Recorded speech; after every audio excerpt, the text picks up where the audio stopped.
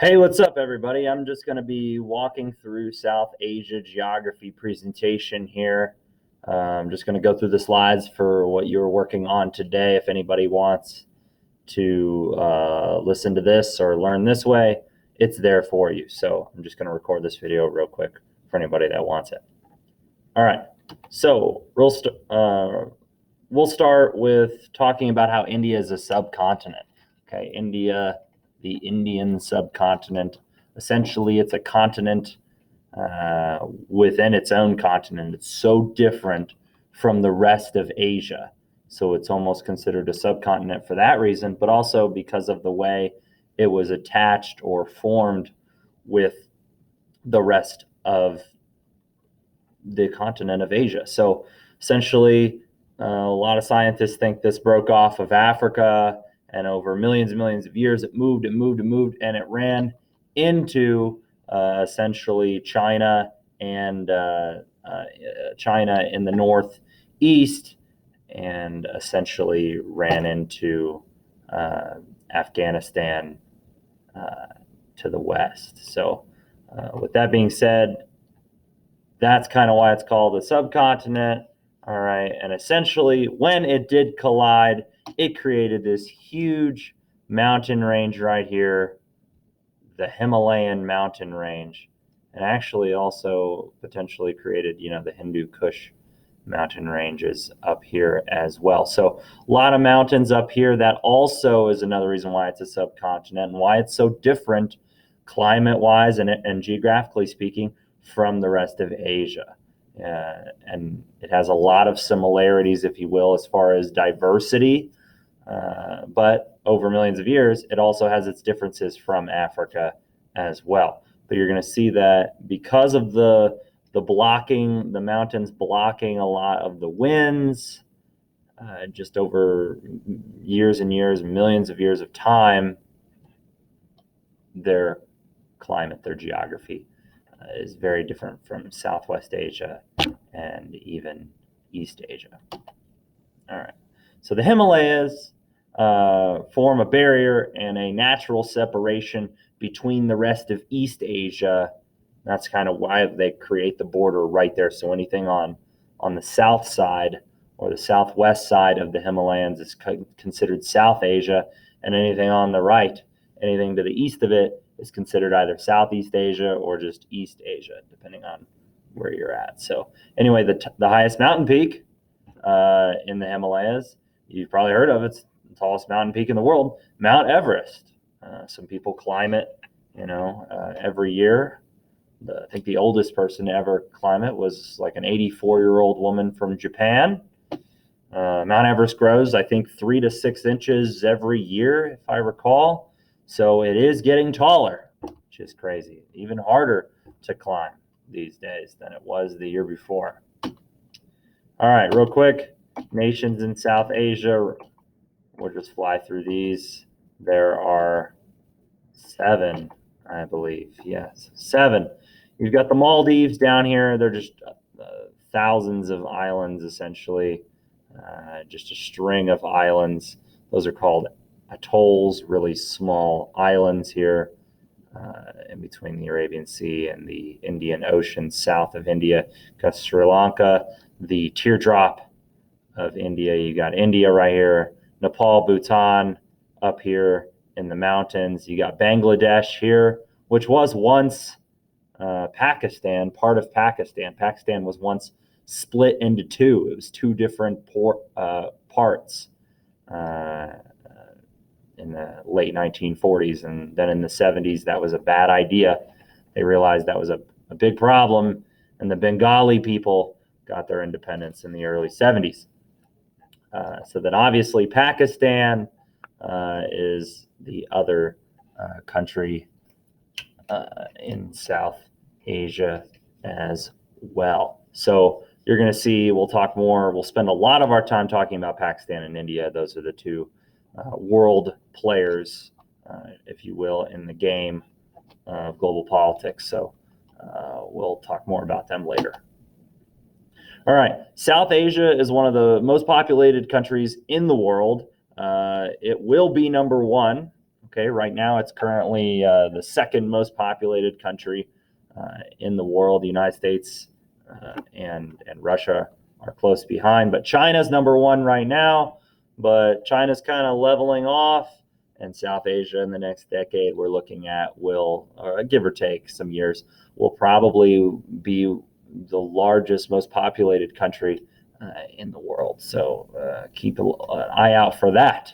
That'll kind of show the date or the datedness of this video if their takeover is number one.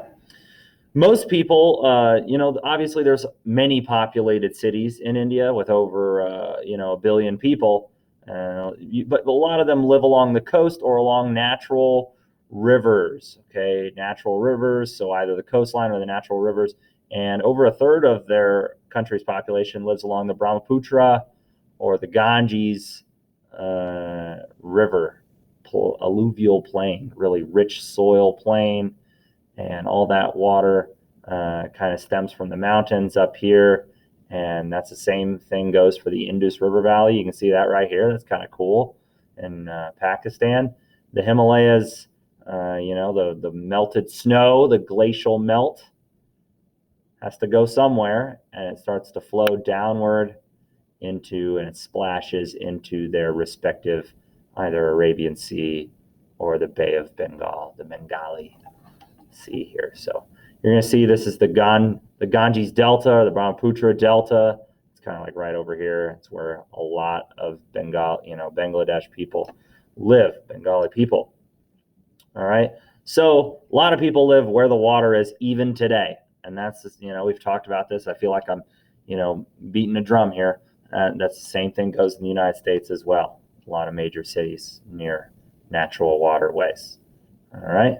However, even though they all live along the river, most of them are farmers, or at least connected strongly to agricultural agrarian society. So they live in a very rural area, community, very small communities, an environment that's very similar to rural Africa that we talked about as far as the way the world works there. So a lot of farming, and they rely on agriculture to survive. All right, let's keep moving. So we already talked about major rivers, the Ganges and the Indus, both beginning in the Himalayas, and then obviously they flow into their respective seas. Talked about the rich soil, the alluvial plain. All right. There's also mountain ranges down here and down here that provides a solid barrier for the interior of India, which makes the subcontinent very diverse. So you got mountains up here, you got mountains over here, and then you've got some mountains here. You've got a desert here, the Thar Desert. So you're just starting to see that there is a lot of very vast, diverse ecosystems in this Indian subcontinent. You go from tropical down here, you've got arid to semi-arid like Arizona.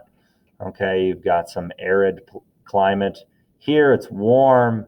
It's generally warm all throughout India, mild winters, unless you're up in the mountains. So unless you're near the Hindu Kush mountain range up here, or the Himalayan mountain range up here, you're going to generally get warm climate.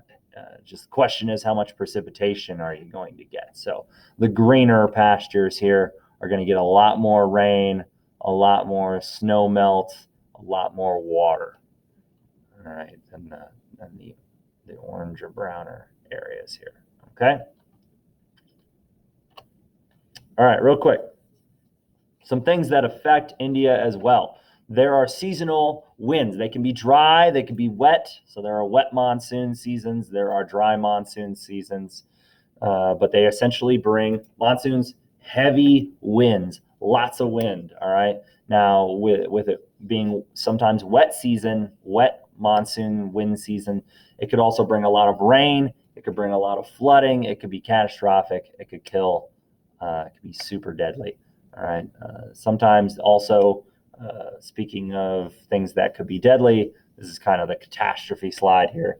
There's also just naturally massive flooding with monsoons, but also earthquakes. Sometimes there's earthquakes nearby in India, and that could cause giant tsunamis or tidal waves. Okay, that's what it means. Back in 2004, there was a devastating earthquake tsunami that hit the coast there in South Asia, and it wiped out and killed thousands. All right, it was a fatal, deadly storm. Or deadly catastrophe here. Now, speaking of storm, I said storm because I was looking at the slide here. Cyclones. If you're thinking in your head visually what a cyclone is like, it's these spiraling massive winds that bring rain and wind as well. Don't get those mixed up with monsoons. I've tried to split those up. I probably shouldn't have had them on the same slide, but there they are. Cyclones. Think hurricane.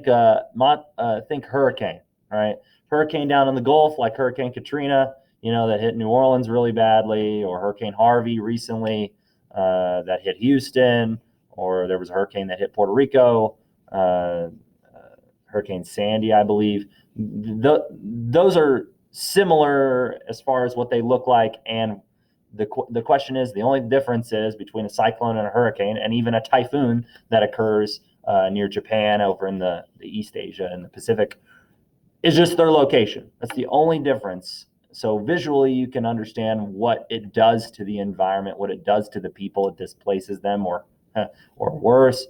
It's a fatal thing. It could cause massive damage and loss of life. Visually, you get the idea if you know what a hurricane looks like and what it does, essentially. Okay, it's pretty much the exact same thing. And so, as you can see here, yeah, there's some tropical areas, really nice islands like the Maldives. But just like in the Caribbean, those Maldives are not always safe. All right, those islands down there south of India, not always in the safest place. Okay, and they can be really, they can just be totally covered in water, vanish into the ocean. All right. So winds pick up. We've already talked about this. There's cool winds. It's just winds come in, winds come out. Sometimes they're wet winds, sometimes they're dry winds, and essentially those winds don't go past the Himalaya Mountains. Classic. All right, the Himalayas creating a block there, essentially. All right, so it just totally separates the climates between South Asia and Southeast Asia and East Asia. All right, real quick, let's look at some natural resources. You will be looking at this image next week when we're talking about the British East India Company and the history of South Asia, because guess what? Having resources just like in Africa totally redefined and reshaped the political landscape of India, particularly, it's always done this, but particularly during the age of colonization following the age of exploration. All right, so as you can see here, they have a lot of natural sources. They have cotton, coffee, millet. That's found in Africa as well. All right, obviously rice. We know rice is a part of their diet frequently. It's the base of a lot of the food that they eat. All right, they have sugar, naturally. Sugar, jute, which is great for rope, but it's also used in a lot of different products. They got tea, classic British East India Company, getting in where the Indian tea is, or where the spices are. And then, of course, there's a little bit of oil and a little bit of opium. We'll talk more about opium when we get to East Asia and the opium wars in China. A little bit more millet up here in the north. So as you can see here, they have a lot. They have rubber down here in Sri Lanka. We'll talk more about rubber when we get to Indonesia and talking about Southeast Asia. But as you can see here, a wild diversity of rich resources that clearly, when later the British show up, they don't have. All right, these are raw materials that Europe does not really have access to, and that's what makes Africa and India and Southeast Asia later on, we'll talk in the Pacific, more valuable to Europe and those world players in the 16th, 17th, and 1800s. Okay, so we'll talk more about that later. But still, even today, these are cash crops that bring in a ton of money. People cultivate these, a lot of these, these products, these materials for profit, right? You don't eat rope, but you sell it. So you grow these crops to make money. They are to bring cash crops. All right, and they can this country being a massive country that creates a lot of raw materials for the entire world, even during the Silk Road back in the day, but even today, can dramatically alter the global economy and shift geopolitics. So as you can see here, also metals I haven't really spoken about, but they have a vast supply of minerals and metals, including iron, coal, copper. All right. So with that being said, they've got a little bit of oil, but they mainly get their power today from hydroelectricity and nuclear power plants. Nuclear power plants are pretty controversial. I think they're spending more of their infrastructural budget on hydroelectric power, building these dams, right? Most people live along the waterways, right? They need power along those waterways. They also have the abundance of water, so why not go hydroelectric?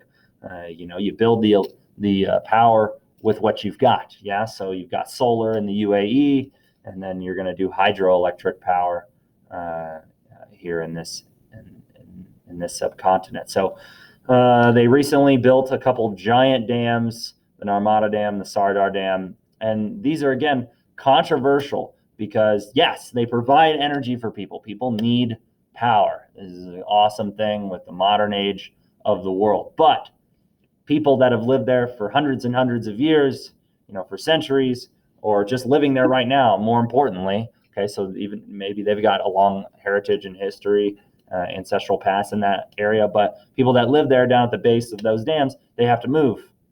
And that's not fun. The government often doesn't repay them, give them reparations that really match and equate to what they're losing. So they have to move out, and that's kind of annoying. They don't have a choice. We have something like that called eminent domain. You'll learn more about that in 8th grade social studies within our Constitution as well. The government can kick us out if it's, generally speaking, for the greater good of the government. Indian government, similarly, they have a democracy, but they also have something like eminent domain. They can kick people out, build a dam if they want. Also, obviously, not just affecting people when you build a dam.